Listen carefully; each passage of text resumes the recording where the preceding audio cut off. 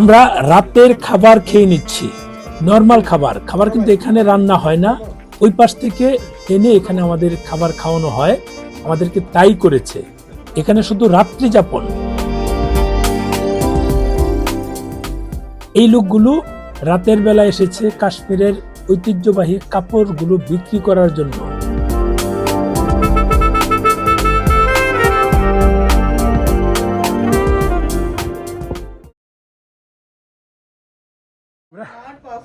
যে বুটে ছিলাম, এই বুটটার ভিতরটা একটু দেখাই, বাইরে দেখাবো। এই যে ভিতরের কারুকার্য, বেসম্ভব কারুকার্য। এখানে আমি একটু ভিতরে ঢুকি, এই দেখুন বেসম্ভব কারুকার্য। ডাইনিং স্পেস দেখেন, অনেক কিছু আছে। 3, 3, 6, 7, 8 জন একটা না বসতে পারে। এদের হচ্ছে এটা দোতলায় উঠতে পারে উপরে। এটা হচ্ছে কিচেন। ভাই ঘুম হয়েছে? ঘুম হয়েছে না? আমরা যে দুজন তো মোটা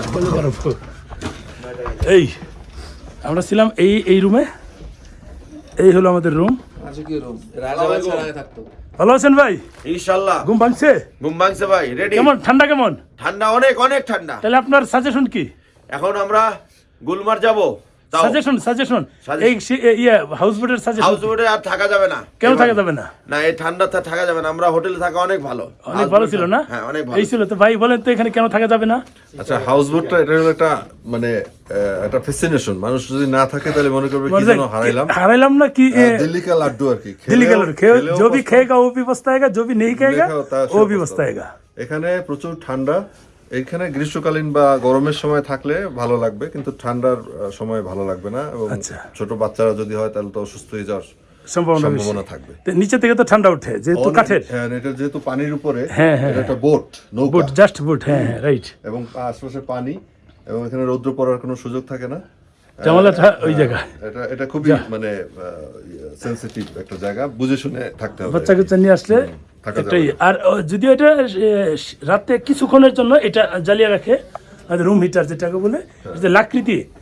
অর্থাৎ আমরা যেটা বাংলাদেশে ওই যে কাঠ টাট বলি, ওগুলো তারা ভিতরে ছোট ছোট টুকরা করে এদিক দিয়ে ঢুকিয়ে দেয়। কিন্তু এটা বেশি সময় এই যে ঢুকিয়ে দেয়, কিন্তু বেশি সময় থাকে না।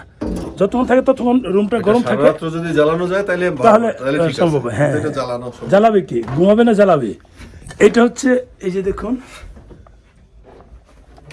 আর এটা হচ্ছে ওয়াশরুম। এই দেখুন, ওয়াশরুম কিন্তু সবই আছে। বেসিন বলেন, মানে যে বাথটাব বলেন, আর হাই কমোড, গিজার সবই কিন্তু আছে। দেখুন, এটা কিন্তু সব একেবারে ডিজিটালাইজ করা যায়। 3 স্টার হোটেলে যা দরকার এখানে তাই আছে। সার্ভিস 3 স্টারের মতো না, বাট মোটামুটি ইকুইপমেন্ট সেগুলো রাখার চেষ্টা করেছে। আর ভাই বললো এই যে দেখুন, এগুলো যে কাজগুলো দেখুন কেমন। এইগুলো দীর্ঘ সময় নিয়ে কাজ করা, এগুলো কিন্তু জটিল কাজ, উপরে নিচে সব জায়গাতেই। এখানে সবগুলো রুমেরই যে কতগুলো হাউসবোট দেখলাম, এটা ঐতিহ্য, ট্রেডিশনাল একটা বিষয়। দেখুন এখানেও কিন্তু কাজ করা, সব কিন্তু কাঠের, হাতের কাজ করা কাঠের। এগুলো দেখুন, এই যে